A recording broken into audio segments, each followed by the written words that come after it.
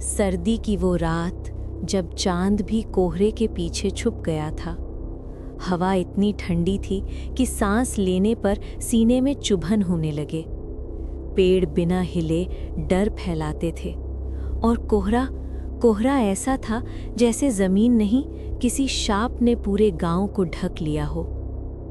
कहते हैं हर सर्दी में जब कोहरा सबसे गाढ़ा होता है तो ये गांव किसी का इंतजार करता है और कोई ना कोई हमेशा के लिए कोहरे में खो जाता है।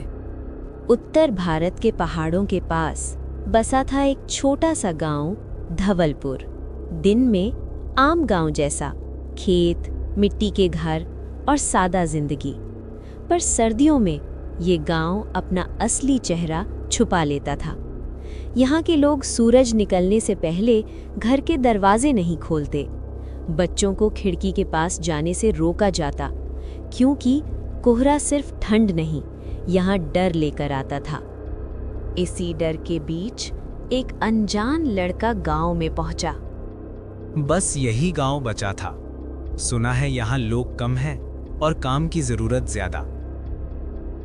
लड़के, सर्दी में यहाँ क्यों आया है?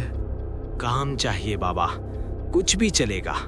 तो एक बात याद रखना, जब कोहरा उतरे तो बाहर मत निकलना। क्यों?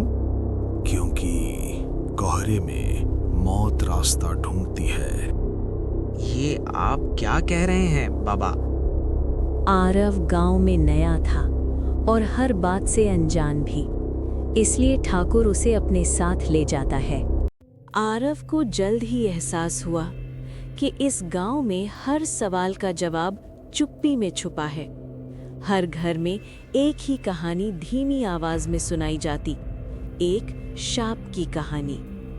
20 साल पहले इसी गांव में एक औरत को डायन कहकर जिंदा जला दिया गया था। उसका नाम था कौशल्या। ये सब अंधविश्वास है। कोहरा बस मौसम है। काश ऐसा होता। मेरे चाचा भी पिछली सर्दी कोहरे में गए थे। उस रात कोहरा पहले से ज्यादा घना था। आरव घर की तरफ जा रहा था। अचानक वो रुका। उसे किसी औरत के रोने की आवाज आई।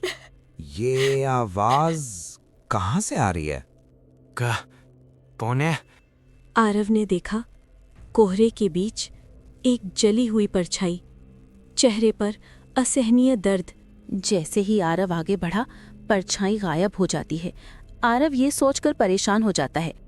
अगर ये कौशल्या की परछाई थी तो वो मुझे अपने साथ क्यों नहीं ले गई? मुझे पता करना होगा कि आखिर ये सब हो क्या रहा है। आखिर कौशल्या का राज क्या है? अगले दिन आरव ठाकुर से कहता है, बाबा, एक बात पूछूं? पूछ ले बेटा, अब छुपाने को कुछ बचा भी नहीं। जिस औरत को डायन कहा गया था, कौशल्या, क्योंकि हम डर गए थे बेटा। वो डायन नहीं थी। तो फिर? वो बस अकेली औरत थी। जड़ी बूटियां जानती थी, बीमारों का इलाज करती थी। लेकिन उसी साल सब कुछ उल्टा हो गया। सूखी फसल, घना कोहरा, बीमार बच्चे। फसल बर्बाद हुई, 2 बच्चे मर गए और गांव को किसी को दोष देना था। तो एक बेगुनाह औरत को? हाँ बेटा, हम कायर थे। उसने रो रो कर कहा, मैंने कुछ नहीं किया। लेकिन हमने सुना ही नहीं। हमने उसे डर में नहीं, अंधविश्वास में जला दिया और उसी पल ये गांव शापित हो गया। तो वो बदला नहीं, न्याय चाहती है। हाँ बेटा, और जब तक सच सामने नहीं आएगा, कोहरा हमसे किसी ना किसी को लेता रहेगा। अगले दिन आरव को फिर किसी औरत के रोने की आवाज आई और फिर से वो घने कोहरे में आवाज के पीछे गया और एक जगह रुक गया। मैं जानता हूँ सच क्या है। मेरे सामने आओ कौशल्या, तुम मुझ पर भरोसा कर सकती हो। मैंने माफी मांगी थी, पर मुझे आग दी गई। मैं जानता हूं कौशल्या, लोगों ने तुम्हारे साथ बहुत गलत किया है। मैं दिलाऊंगा तुम्हें माफी, पर तुम मुझे बताओ कि ये शाप कैसे टूटेगा। ये शाप तब टूटेगा जब कोई निर्दोष सच सबके सामने लाएगा। अगर ऐसा हुआ तो मेरी आत्मा शांति में आ जाएगी और मुझे मुक्ति मिल जाएगी। तो क्या लोग तुमसे डरना बंद कर देंगे?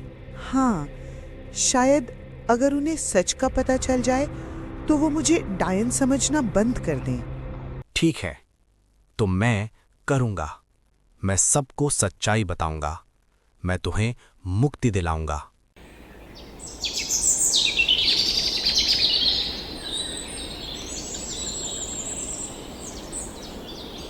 अगली सुबह आरव ने पूरी पंचायत बुलवाई।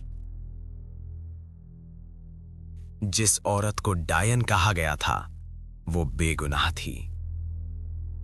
हमसे भयानक पाप हो गया है। ठीक है, तो आप सब लोगों को उसे माफ करना होगा, तभी उसकी आत्मा को मुक्ति मिलेगी। गांव वालों के कौशल्या को माफ करने पर उसकी आत्मा मुक्त हो गई। कौशल्या ने जाते जाते कहा, आज मुझे इंसाफ मिला।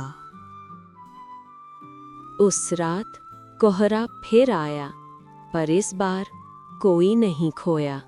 उस दिन के बाद धवलपुर में कोहरा आया, पर शाप नहीं।